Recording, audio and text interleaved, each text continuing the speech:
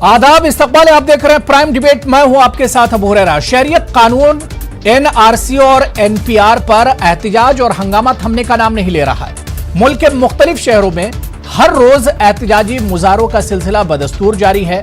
दिल्ली के शाहीन बाग में मर्द और खवातीन मुसलसल 16 दिनों से धरने पर हैं। जामिया मिल्लिया, अलीगढ़ मुस्लिम यूनिवर्सिटी, जेएनयू जैसे तालीमी इदारों में एहतजाज का दौर भी नहीं थम रहा है। तो वहीं दिल्ली, मुंबई, हैदराबाद, बेंगलुरु जैसे बड़े शहरों में तकरीबन हर रोज एहतजाज हो रहे हैं। तो वहीं दूसरी जानिब मरकजी सरकार ने भी कमर कस ली है और शहरियत कानून, एनआरसी और एनपीआर के बारे में लोगों को बेदार करने के लिए रैलियां शुरू कर दी हैं। बीजेपी इसे लेकर प्रेस कॉन्फ्रेंस भी कर रही है। खुद वजीर आजम नरेंद्र मोदी ने अब सोशल मीडिया के जरिए लोगों में बेदारी लाने की पहल की है। लेकिन सवाल यह उठता है कि आखिर मसले का हल कैसे निकलेगा। लगातार इस इशू पर अब सियासत बढ़ रही है। हर रोज अब इस इशू को लेकर अपोजिशन और सरकार के दरमियान सियासी बयानबाजियों का दौर जारी है। आज कांग्रेस की जनरल सेक्रेटरी प्रियंका गांधी ने इस इशू को लेकर मरकजी सरकार और यूपी की योगी सरकार पर निशाना साधा है। हालांकि बाद में योगी सरकार की तरफ से भी इस पर पलटवार किया गया। क्या कुछ बयानबाजी हुई है, सबसे पहले वही हम आपको सुनवाई देते हैं। जिस तरह से नोटबंदी में सबको प्रताड़ित किया, उस तरह से यह भी प्रताड़ित करेगा ये कानून। और इस कानून का आधार एकदम संविधान के खिलाफ है। तो जो अभियान निकालेंगे निकालें।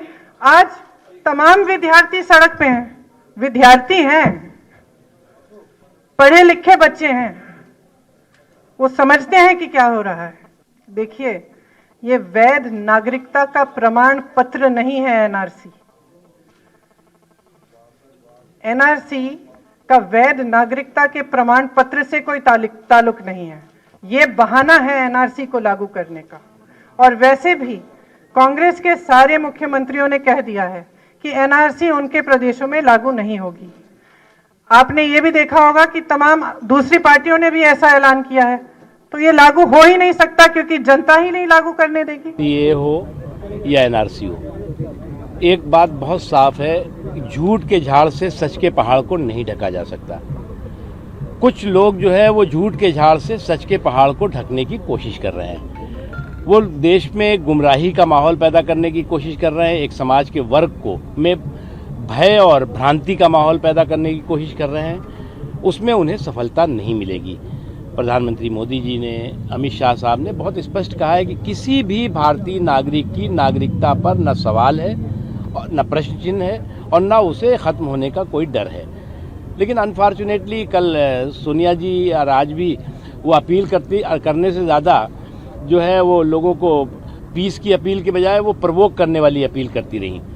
तो इसलिए जो है वो हमें सबको जो है एकजुट होकर के एक मजबूती के साथ जो हमारे भाईचारा है, सौहार्द है, उसके ताने बाने को मजबूत करना है।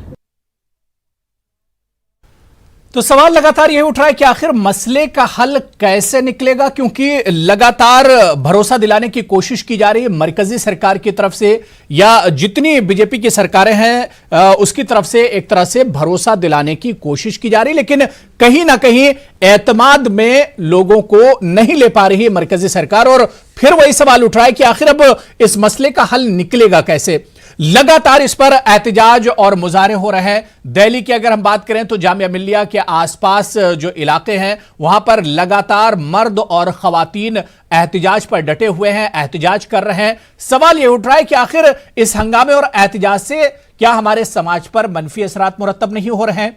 इस इशू पर हो रही सियासत से भी आवाम क्या परेशान नहीं है? सवाल यही है कि अहम और हसास मामले पर एतबार का आखिर रास्ता कहां से निकलेगा। आज इसी पर हम बात करेंगे।